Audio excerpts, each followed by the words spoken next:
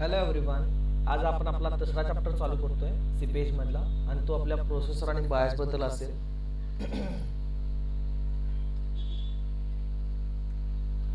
So first of all processor म्हणजे काय आपल्याला माहीत पाहिजे. ओके, आता आपण फर्स्ट प्रॅक्टिकलच्या वेळेस आपण कॉलेजमध्ये जे आपण फिजिकल चालू होतं त्यात मला मी एक ओपन CPU दाखवला होता. त्यामध्ये एक प्रोसेसर होता जो चिप होती ज्यामध्ये आपला कम्प्युटर सगळं वर्किंग चालतं. हा प्रोसेसर आपल्याला माहिती घ्यायची आहे. Processor is a chip or logical circuit that responds and process the basic instruction of the drive to a particular computer. तो आपल्या कम्प्युटरला आपल्या सगळ्या इन्स्ट्रक्शन देत असतो. Main function of the processor are fetching, decoding, executing and write back operations to the instruction set. आता instruction set म्हणजे काय? It's a program. Okay, so processor सगळा फेच करतो, डिकोड करतो आणि एक्झिक्यूट करतो. Basically, it's a brain of any system which incorporates computer, laptop and smartphones. आपला जो घरी स्मार्टफोन आहे त्याला सुद्धा प्रोसेसर आहे. ठीक आहे, तो आपल्या कम्प्युटर असेल किंवा मोबाईलचा तो ब्रेन आहे. So it consist of the ALU and CU that is controlling are the two parts of the processor. आपल्या प्रोसेसरचे दोन मेन पार्ट्स आहेत, ALU आणि CU, जे आपल्या पुढच्या लेक्चरला आपण बघायचे आहेत. So ALU performs all mathematical operations and CU works like a traffic police. It manages the commands and operations of the instructions. Okay, आपले जे instructions आहेत ते सगळं मॅनेज करतं आणि ऑपरेट करतं. The processor communicates with the other components. Also they are input and output device and memory storage devices. आपला जो आपल्या मदरबोर्डला प्रत्येक कनेक्ट केलेला प्रत्येक डिव्हाइस असेल किंवा कम्प्युटरला ते सगळे डिव्हाइस म्हणजे इनपुट असेल, आउटपुट असेल, मेमरी असेल, स्टोरेज असेल, रॅम, रॉम या सगळ्यांची ऍक्टिव्हिटी कंट्रोल करतो. आता आपल्याकडे प्रोसेसचे वेगवेगळे टाइप्स आहेत. First is single core, dual core, third one is quad core, hexa core, octa, deca, असे भरपूर टाइप्स आहेत आपल्या. आता वन बाय वन आपल्याला बघायचं आहे. First one is single core. It's the oldest type of CPU. So this is the oldest types of CPU. The single core CPU can execute only one command at a time and it's not efficiently multitasking. आता single core म्हणजे इथे काय असणार आहे? Single processor असणार आहे. It's a single core CPU. Okay, आणि हा काय करतो? एकच कमांड एक्झिक्यूट करतो आणि जो मल्टीटास्किंग करू शकत नाही. आता मल्टीटास्किंग म्हणजे काय? एका वेळी मल्टिपल टास्क परफॉर्म करणे, दॅट इज मल्टीटास्किंग. म्हणजे एका वेळी एकापेक्षा जास्त काम करणे किंवा एक्झिक्यूट करणे. And this is not possible with the single core. So it signifies that there are markable declination in the performance if more than single application is executed. त्यामुळे काय होतं? मल्टिपल जे ऑपरेशन तुम्ही पास करता किंवा instruction pass करता त्यामुळे automatically perform degrade होतो. If one operation is started, the second process should wait until the first one is finished. Okay, so but if it's fed with the multiple operations, the performance of the computer is drastically reduced. Okay, जसं आपण म्हटलं की आता आपल्या कम्प्युटरचा performance आहे तो automatically खाली येतो.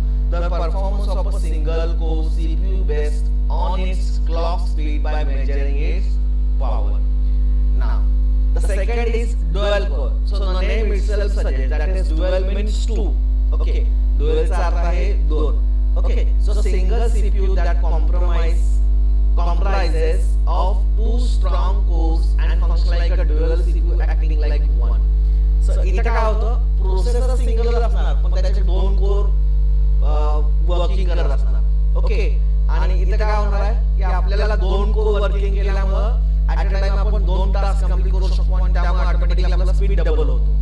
Okay, unlike CPU with the single core, the processor must switch back and forth between the variable array of data stream, and if more thread is executed, the dual core CPU manages multitasking effectively. त्यामुळे काय होणार की multitasking इथे possible होणार आहे. एक task आणि दुसरा टास्क आपण जे पास करतो त्याच्यामुळे इथे मेमरी शेअरिंग होतो, टास्क शेअरिंग करून घेतो आणि आपल्या कम्प्युटरचं स्पीड वाढतं. To utilize the dual core CPU effectively, the running programs and operating system should have a unique code called simultaneous multi-threading technology embedded in it. Okay, So multi threading म्हणजे काय? असं आपण एक खेळ आहे, ठीक आहे, ज्यामध्ये आपण आपल्या बाहुल्या आहेत ना त्या आपण दोऱ्याला बांधून आपण मल्टिपल कंट्रोल करत असतो, ठीक आहे. सो थ्रेड ची कन्सेप्ट आहे, थ्रेड म्हणजे दोरा. ओके, थ्रेड इज म्हणजे काय? दोरा, ठीक आहे. आपण तो थ्रेड यूज करून आपल्याला जे गिवन टास्क आहे त्या कंट्रोल करतो. ओके, आपल्याला थर्ड इयरला जावा नावाचा सब्जेक्ट आहे, सॉरी सेकंड इयरला पण आहे, थर्ड इयरला पण आहे, जावा नावाचा सब्जेक्ट आहे. त्या जावा मध्ये आपल्याला मल्टी थ्रेडिंगची कन्सेप्ट आहे. इव्हन आपला ऑपरेटिंग सिस्टम नावाचा सब्जेक्ट आहे सेकंड इयरला. इथं आपण मल्टिपल इन्स्ट्रक्शन्स किंवा मल्टिपल टास्क कसं कंट्रोल करायचं हे आपण इन डिटेल बघणार आहे सेकंड इयर मध्ये. So dual core CPU is rapid than the single core, but it is not robust as quad core. आता next आहे तो quad core. Quad म्हणजे 4. Okay, so a refined model of multiple core CPU features and designed with 4 cores on a single CPU. So इथे कसं असणार आहे की एका CPU मध्ये 4 कोर असणार आहेत. So enables for effective multitasking. जितके तुमचे कोर्स वाढत जातील कोर्स त्या पण तुमचं स्पीड हे वाढत जाणार आहे, कारण एक कोर एका वेळी एक काम करतोय आणि आपण मल्टिपल कोर जे करतो आपण मल्टीटास्किंग करू शकतो. It doesn't signify any single operation with which is a 4 times faster rapid than the others. So unless the application and program executed it by SMT code will fasten the speed and become the unnoticeable. Okay, याच्यामध्ये काय होतं की जो normal programme आहे जो आपण single कोरला pass करतो त्याचा स्पीड ऑटोमॅटिकली त्या पद्धतीने वाढतो कोडच्या, कारण 4 प्रोसेसर असतात आणि which is आपण कळत पण नाही एवढं फास्ट ते काम करतो. It is used in the people who need to execute multiple different programs at the same time as gamers or supreme commander that is occupied in multiple cores. Okay, आता आपल्याला जे लेटेस्ट कॉम्प्युटर वापरता त्यामध्ये आपल्याला सगळं multiple कोरची functionality आहे, ठीक आहे. Exact core available with the 6 course. Okay, आपल्याला 6 कोर्स आहेत. So execute the task which work rapidly than quad core. Of course, कारण आपल्याला इथं क्वाड कोर पेक्षा जास्त कोर आहेत त्यामुळे ऑटोमॅटिकली स्पीड वाढणार आहे. Okay, for users of personal computer the exact core is simple and now Intel launch the Intel Core i7 in 2010 which is hexa-core processor. So i7 मध्ये आपल्याला 6 processor मिळणार आहेत, त्यामुळे आपल्या कॉम्प्युटरचं स्पीड जे आहे ते ऑटोमॅटिक वाढतं. But here is the users of smartphone use only the quad core or dual core processor. Nowadays पण आता सध्या जे नवीन लेटेस्ट स्मार्टफोन्स आहेत त्यामध्ये hexa-core प्रोसेसर आले आहेत. त्यानंतर octa-core म्हणजे 8 प्रोसेसर असणार आहेत. Okay, so develop with 8 independent cores to execute the effective tasks that is efficient and even acts rapidly than quad core.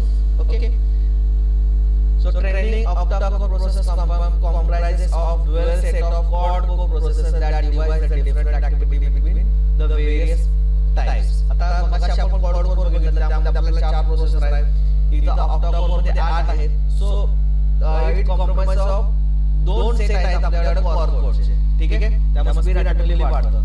So many time the minimum power core set employed to produce the advance task. Okay, so if there is an emergency or requirement the rapid 4 sets of core will be kicked in. Okay, म्हणजे आपल्याला automatic work shifting होतं त्यामुळे आपल्याला speed वाढत जातो.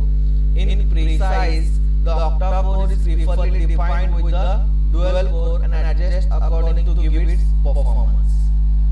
Next आहे आपला जो deca core. Deca stand for the 10. इथं आपल्याला सेम असणार आहे. इथं आपल्याला 10 वेगवेगळे कोर्स आहेत त्यामुळे पुन्हा स्पीड वाढतं. It is faster than the other process and very successfully multitasking.